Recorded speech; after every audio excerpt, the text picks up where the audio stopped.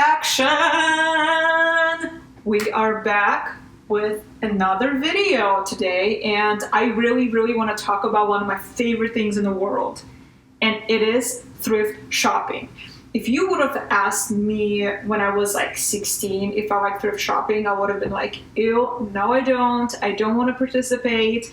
I remember when my mom first got into thrift shopping, she just discovered this whole new world of like thrifting, and she was like, look at these cool pair of pants I found, look at these shoes, look at the shirt, it's basically brand new, this one still has tags on it.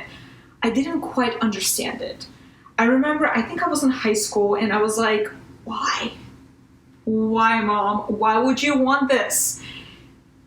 And she was like, why would you not want this, you know? And I think at that point, as I continued my growth, I started working at Von Maur, and it's this very prestigious, like Macy's, I would say maybe like Bloomingdale's in the Midwest.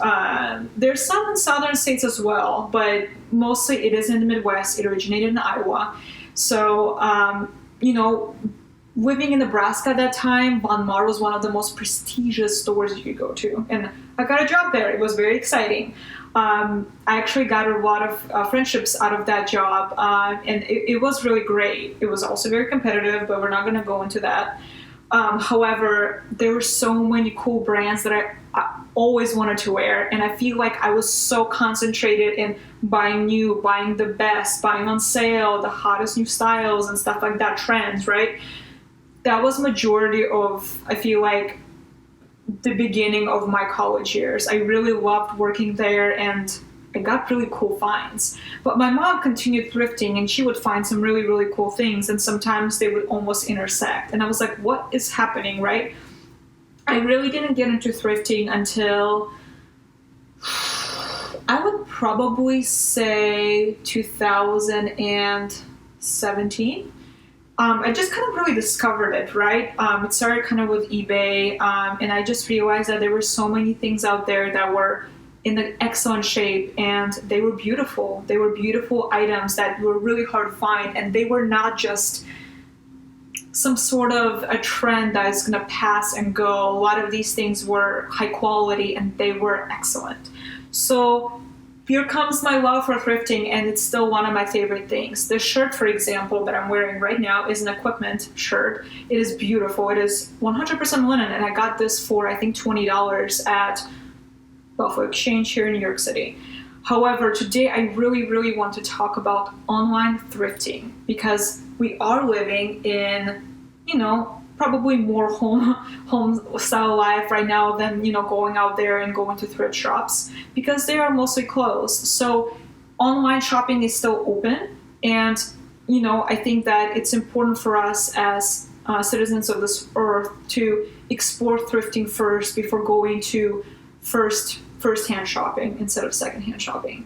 So I wanted to share with you 5 places I really like to shop these days, if I really want to update my wardrobe or, get something new, but that's old.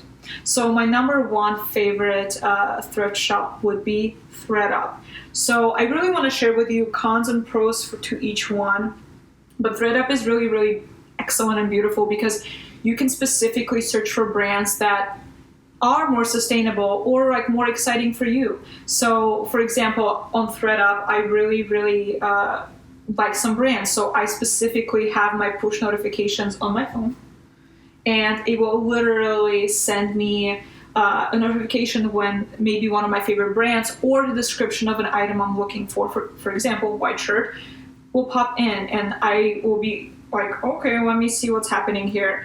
Now, it might be very annoying if you have a lot of notifications on, but if you are looking for a specific item, it's a perfect place to go. Second of all, I would say that the con there is the filter is sometimes off. For example, if I'm really looking for white shorts, I feel like sometimes not all white shorts will come through. I don't know why. Thrift App, I don't know any ideas, but I feel like that is one of the biggest cons there is with shopping there. But really, you can find some excellent items for pretty cheap, and especially if you're on a budget like me. Number 2, I would say this is my newest thrift shop that I have discovered, and it's The Real Real. Now this one is a little bit pricey, and that is kind of the con of it. It's in the shipping itself, I think, is $11.99. So unless you're really like getting a few things, like that is pretty high shipping, which I feel like as a society we're kind of got used to like not caring about or caring too much about shipping versus the item. But for example, I did just get some Rag & Bone beautiful black cat eye sunglasses. I actually did not have any sunglasses. I'm one of those people that like does not like sunglasses. It's very strange. But for my eye health, I decided that I probably needed a pair of sunglasses. And after looking for like hours upon hours and researching sustainable brands of sunglasses, I found a lot of them are in Australia, which if you think about the impact of them flying over to get to me in New York City, it is very high. You know, the carbon footprint is insane. So I thought, you know, what if I could find a pair that maybe wasn't super sustainable in the beginning, but someone that no longer wants and it's already out in the world. So I would say my third place would be Poshmark. So Poshmark is kind of one of the first thrift stores I started exploring. Now, you can't find things there, and the con there is there's too much inventory, if you know what I mean. It's sometimes hard to craze through all of the stuff there is. However, you really can offer what you can pay. For example, if you see a shirt that is $50, you can offer as low as like $5. Don't do that. That's a little rude. But you could offer what you can pay, and you know, if that person agrees, you get the item. If they don't agree, you don't get the item. That is just kind of how it works. So I really do recommend Poshmark if you are looking for clothes that are really cute and that are not super wasteful. Number 4 is eBay. Beloved eBay. I think that I have been on eBay since like 2011. It's been quite a while. That's one of the first places I started getting things from. And on eBay, it's really great because you can also submit what you want to pay. The one con is that the search function is still a little bit, it's work in progress. I think you really need to limit your filters. For example, I always like to shop close to my region. So in New York City type area, because I don't want to cause a lot of like items coming from like California or something. It's kind of far away. So you do really have to set your limit to like US, and then you have to click like your region, and there's a lot of things you have to click in order to get to the item that you possibly want. That is my only thing that I would say is a little bit problematic.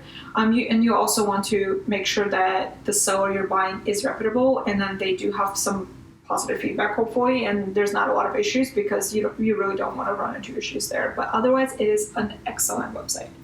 Number 5 is actually going to be Instagram. And the reason why I bring Instagram into this picture is because there's a lot of now sustainable vintage shops on Instagram that you can buy things from. And you know, a lot of them are by really small sellers, and they create these beautiful imagery and they try on the clothes for you. You know, it's a really great way to support small local brands, and also most of the time women trying to sell these clothes that maybe they no longer want, or they're really shopping for that are vintage. So yeah, and something else on Instagram that I wanted to say is that the one con is that you really need to know who to follow, so that could be a little bit difficult sometimes, because it's hard to just search vintage clothing like, okay, there's going to be like 100 tags. But if you really kind of do know who you want to follow, or who you can follow that sells beautiful clothing that's, you know, secondhand, that's kind of where you would be okay. So that's really it for today. I really hope that you love secondhand shopping as much as me. And if you're just getting into it, I would love to hear it as well. Please do let me know what your favorite online shops are, or even in-person shops. Whatever it is, let me know in the comments below. And thank you again so much for watching, and I'll see you in the next video.